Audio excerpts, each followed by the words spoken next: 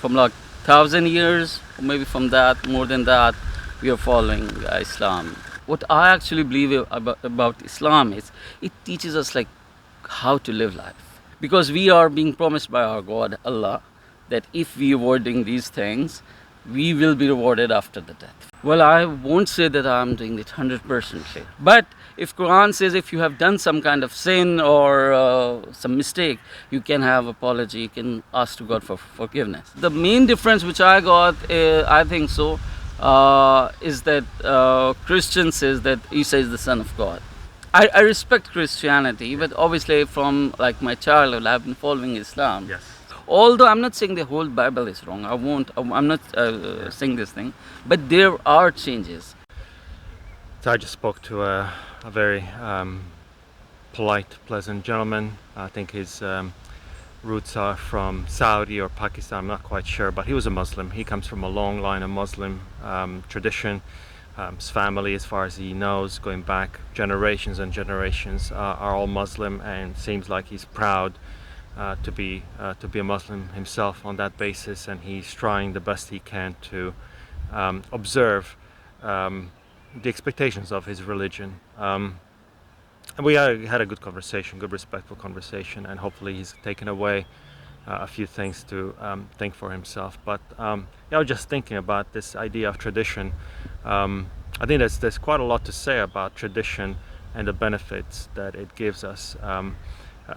It unites us, it gives us, traditions give us identity. Someone once said recently, which I thought was quite interesting and well put, that traditions give us the answers to the questions we forgot to ask. And I think that's especially relevant in these days when the basic things such as what is a human being, what is a male, what is a female get asked. Those things we should not need to ask again, because those things have been answered millennia ago, but yet they are being asked now. But in any case, so traditions have value, certainly, and they certainly have value as part of expression of a culture, how to show hospitality, how to respect your elders, those things, what the expectations of the culture are. And yet I would say traditions, when it comes to questions of personal significance, such as the question of personal salvation, I think they do in those cases deserve to be questioned, specifically by the person in question. They should be asking themselves, did I get it right? Am I believing the right thing? And what I'm being told, is that true?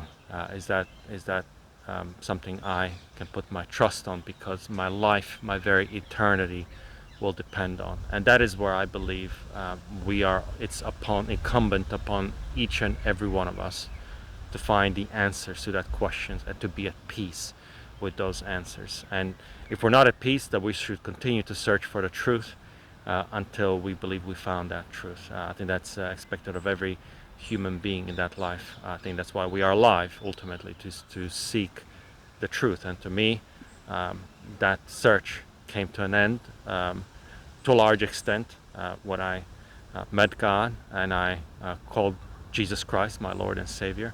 And obviously the search continues in terms of what it means to follow Him. How do I express my faith? But I think that is a journey, that journey for truth that every single human being should do, and traditions can sometimes be a hindrance into that, because they can mix the cultural, the family expectations with the expectations of a personal salvation. So anyway, something to think about. Have a look at this conversation. Let me know what you think, put it down in comments, and see you in the next video. Bye.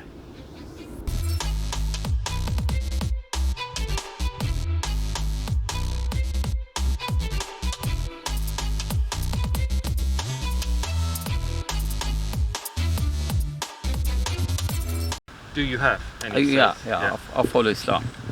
What is it? Islam. Islam. You I'm follow Muslim. Islam. You're a I'm Muslim. Muslim. You're a Muslim. Okay. Yeah. Have you always been a Muslim? Has it been from the beginning? Yeah. From the beginning, exactly. Yeah. Coming from a Muslim family, I'm assuming. Yeah. Like from like 1,000 years, or maybe from that, more than that, we are following Islam. Right. So I have a like proper my what we call family history, family tree, which relates to the to era where the Islam actually started.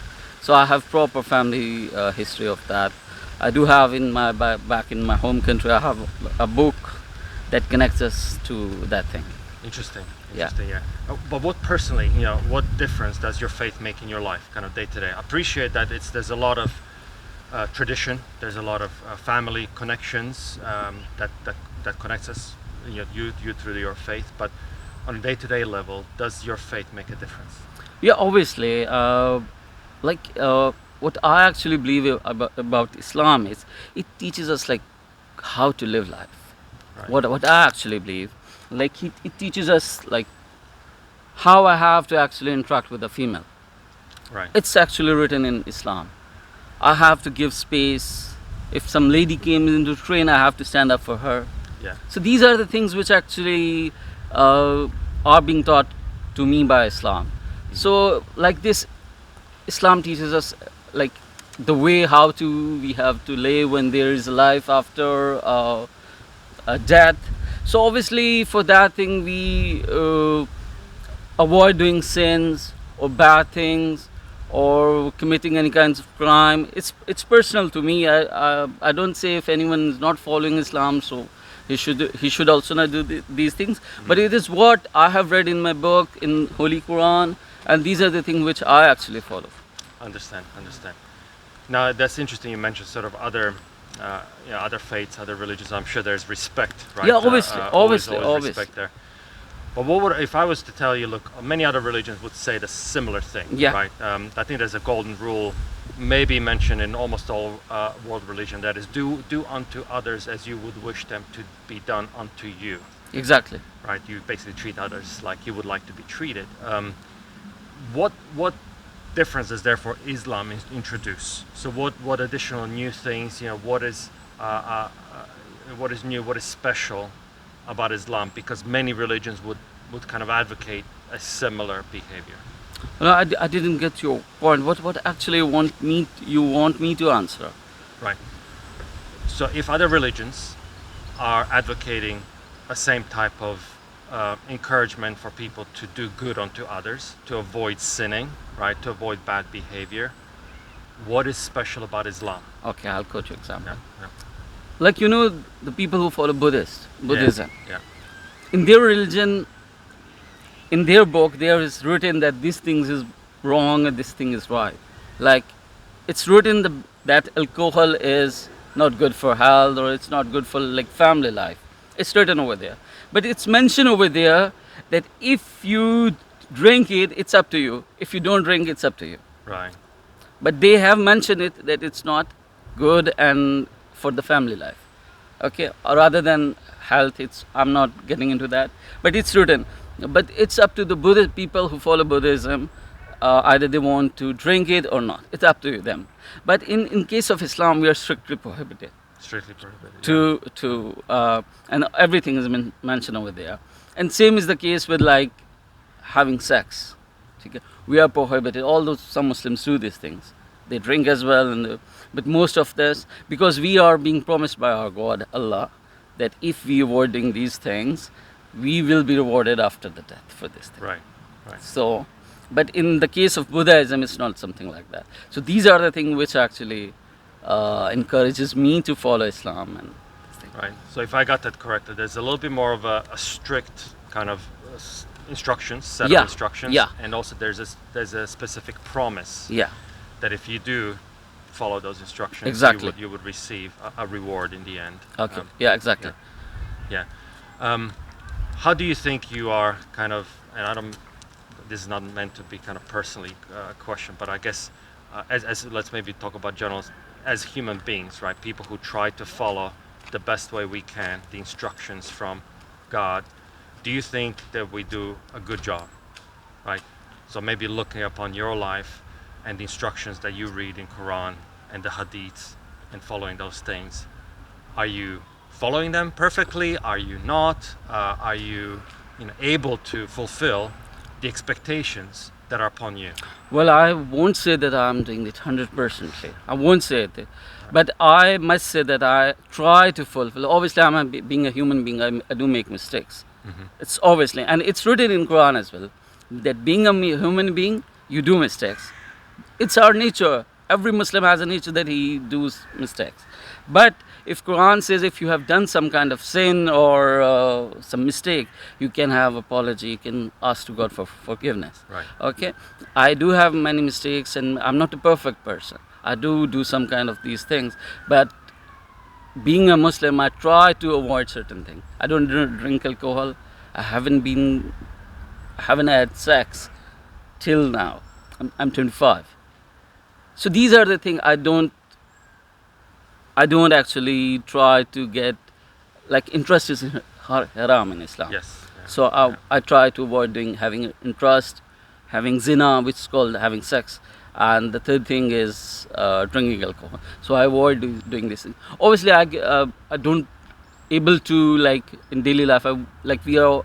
We offer 5 times a day. Yeah. So I sometimes won't able to pray. Yeah. So these are the things, but I try my level best to actually. Yeah. Yeah. And do you think you're trying your level best is understood by God? That you have limitations, you have sometimes reasons and times that you cannot do those things that He's asked you to do. Do you think that He will understand? Yeah, obviously. Yeah. Like I try to give my 100%. So I told you, being a Muslim, human being, we are full with what I should say. We do mistakes, so I'm not a perfect person. No, I appreciate that. Yeah. I would agree with that. But I do think God understands. Yeah, obviously. He understands your obviously, heart. it's written over there. It's written in Quran that if you do mistake, or if you commit some kind of sin, you ask for forgiveness. Yeah. God will forgive you. It's written Right. over there. Right. Okay. Now I know your time is limited, so let me ask another question about Christianity. Okay. Right? I know Muslims say they respect Prophet Isa. Exactly, we do. They revere him. They think that he's going to return back and all that Exactly. kind of stuff. I'm familiar with those things. But do you know what sets Christianity apart from Islam? Do you know the kind of the main differences? First thing is of the main differences of Bible. Yeah. Bible and Quran. Almost the things are same, but due to obviously the time pass and the chapters and more editions came of Bible with the time. And the main difference which I got, I think so, is that Christian says that Isa is the son of God. Yeah. But being a Muslim, we think that Isa is the prophet of Allah. So according to me, this is the difference. Right.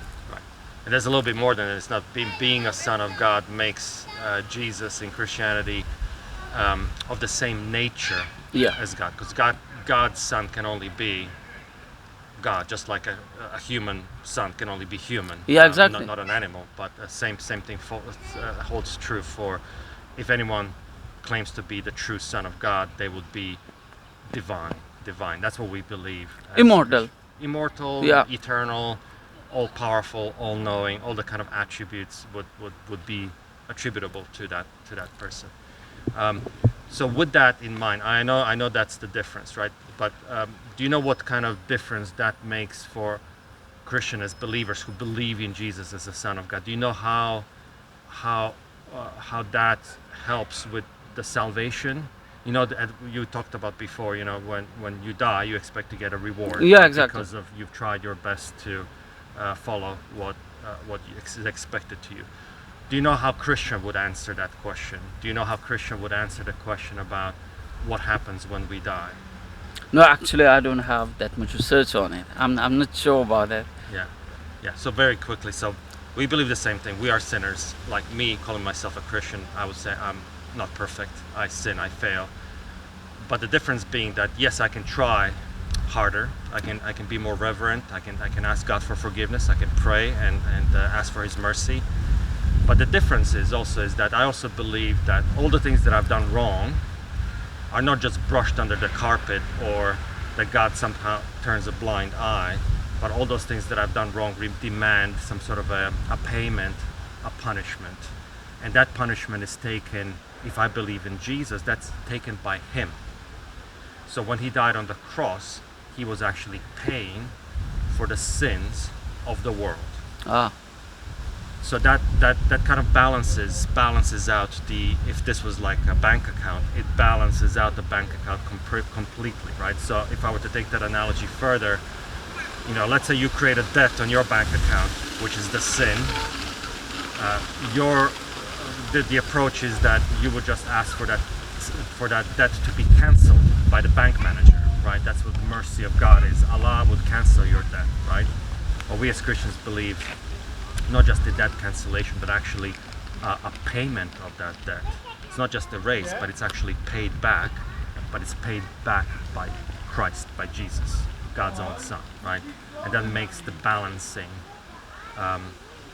true, right? It's like a justice has been done. It's not just cancellation of that. Some may argue, okay, well, why you might be favoring one person, not the other. You know, you're giving this person more and canceling more, and the other person less.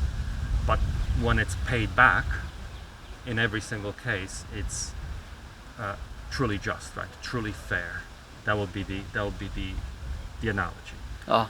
right? What do you think about that? You know, that difference. Yeah, it's fine, but as I told you, I don't have like. I respect Christianity, but obviously from like my childhood, I've been following Islam. Yes. So obviously, I would have like that kind of belief towards Islamic perspective. So obviously, I will differ with this thing, like, but I respect your belief.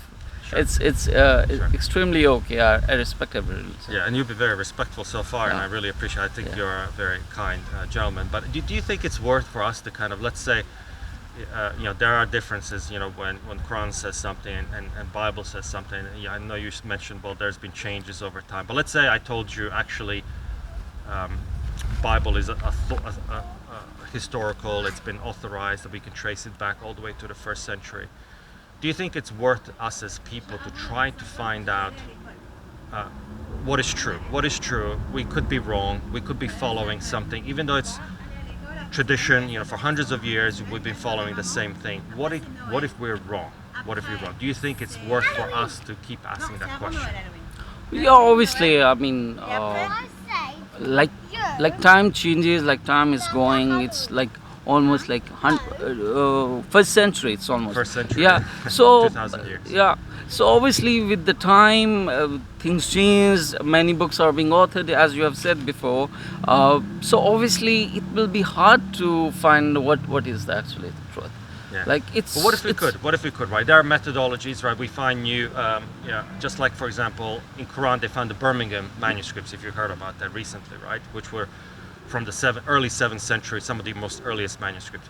Same thing for the Bible. The scriptures of the text are being found fairly recently. A couple of decades ago, they found in another cave some authenticated pieces of scripture of the Bible, which actually match what we have in the modern day Bible. So that gives us some confidence that what was originally written is what we're reading today, right? So, and that continues to happen through the process of archaeology and through the process of scientific follow through, right? We're more and more certain now than we were before that what we're reading is actually historical. Oh well, like I have seen. I've been like, it's been like little time I'm here in England. Yes. So before that, I actually grew up in Saudi. Yeah, I see. So it's like kind of these things.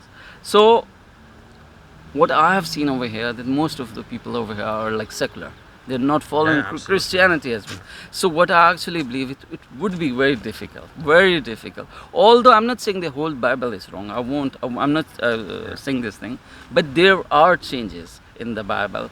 It might be like coincidence that the thing that they found and it matched with the Bible. It can be that thing.